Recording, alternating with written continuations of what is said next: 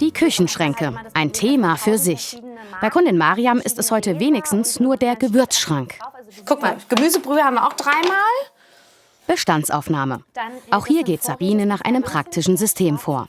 Ausräumen, Überblick verschaffen, dann kommen die Gewürze in einheitliche Behälter. 2 verschiedene hat sie zur Auswahl mitgebracht. 95% von dem, was ich meinen Kunden empfehle, teste ich bei mir zu Hause aus und probiere es für mich aus, ob es funktioniert. Aber ich bin auch offen, wenn jetzt ein Kunde sagt, ach, die Boxen gefallen mir zum Beispiel gar nicht, dann recherchiere ich nach anderen Optionen und bin da auch für alles offen, was der Kunde sich wünscht. Sabine ist überzeugt. Wer Ordnung hat, spart viel Zeit. Man muss nicht suchen, wenn alles seinen festen Platz hat. Und weniger Sachen machen langfristig glücklich. Zu zweit ist nicht nur die Motivation größer, Guck mal, riechst du schon den Rosmarin? sondern mit dem nötigen Überblick macht gemeinsames Aufräumen auch noch Spaß. Und für diesen Überblick spielt die Beschriftung eine ganz maßgebliche Rolle. Und du sparst dir im Alltag auch einfach Zeit, wertvolle Zeit, wenn du von vornherein siehst, okay, was ist wo und mit einem Handgriff alles hast. Sehr schön. Super. Können wir die Schublade zumachen? Können wir zumachen. Auch in ihrem eigenen Haushalt hat die Aufräumexpertin damit gute Erfahrungen gemacht. Da habe ich mir meine Vorräte organisiert, alles sichtbar, alles beschriftet.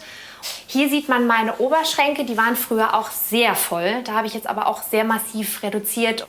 So, und hier ist mein Kühlschrank, das ist auch eines meiner Highlights. Mir ist es ganz wichtig, dass ich überall drankomme und weiß, was da ist, dass ich nicht mehr so viele Lebensmittel verschwende. Bei Karima und Alex ist die Sache etwas, nun, umfangreicher. Das Paar kocht sehr gerne und viel. Sabine soll Struktur in die Küche bringen. Genau, also da müssen wir dann auch eben gucken, wie wir die schöne Tür wieder freilegen. Ja. Küche ist tatsächlich eines meiner häufigsten Projekte oder Projektanfragen, weil in Küchen das Frustpotenzial häufig auch sehr, sehr groß ist. Kein Wunder. Viele Sachen auf wenig Raum. Da ist man froh, wenn man alles irgendwie unterbringt. Mich nervt es einfach, dass ich zum Beispiel, wenn ich den Gewürzschrank aufmache, wir haben ja sehr viele Gewürze, dass ich dann immer gefühlt den halben Schrank rausholen muss, bevor ich dann einfach mal ein Gewürz irgendwie finde. Wenn wir so Aufräumaktionen starten, haben wir immer Ordnung und es hält dann immer 2 Kocheinheiten und dann ist wieder alles verworfen. Würde ich sagen, legen wir los. Ja. Hört sich ganz harmlos an. So, es macht tatsächlich nicht nur in der Küche, sondern eigentlich bei fast allen Projekten, die man im Haus angeht, macht es Sinn, alles einmal auszuräumen. Das erscheint erstmal als komplett unsinnig, aber es ist nötig, dass man wirklich jedes Teil einmal in die Hand nimmt, dass man eben aus allen Ecken die Dinge rausholt, um eben auch festzustellen, man hat im Zweifel 2, 3 Exemplare zum Beispiel von einem Dosenöffner. Es sammelt sich eben einiges an.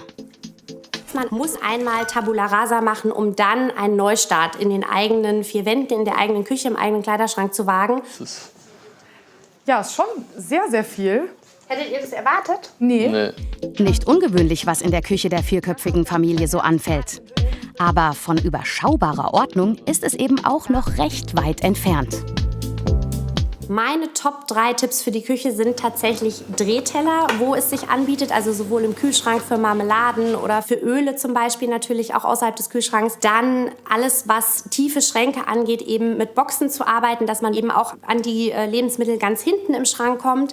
Und dann natürlich beschriften, dass man einen Überblick bekommt, dass es ästhetisch schön aussieht und dass man einfach selber so ein bisschen darauf achtet, wie viel ist wirklich nötig in der Küche, gerade was die Vorratshaltung angeht.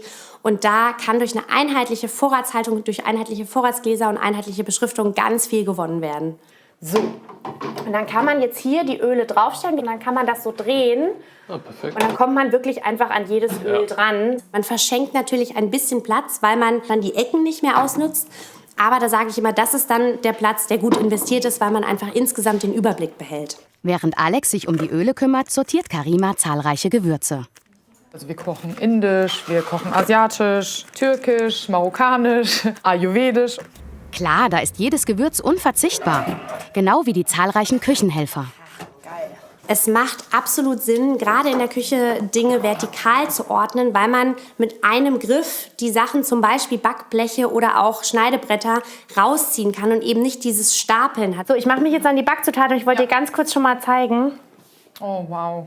dass du es praktisch einfach rausziehen kannst. Ja, weißt mega. Du? Und dann können wir noch Und so findet in der zweitägigen Küchenaktion nach und nach schließlich alles einen festen Platz. Alles Notwendige jedenfalls.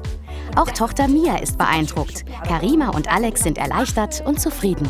Das ist ein richtig befreiendes Gefühl. Also es ist jetzt alles viel strukturierter, viel geordneter und ich habe das Gefühl, ja, ich habe das Bedürfnis quasi jetzt loszukochen. Auch, dass wir wieder hier das Wandbild ein bisschen freilegen konnten. Ordnung schaffen heißt Ballast abwerfen, hat die Aufräumexpertin Sabine Niedmann gesagt. Das ist mit ihrer Hilfe wohl wieder mal gelungen.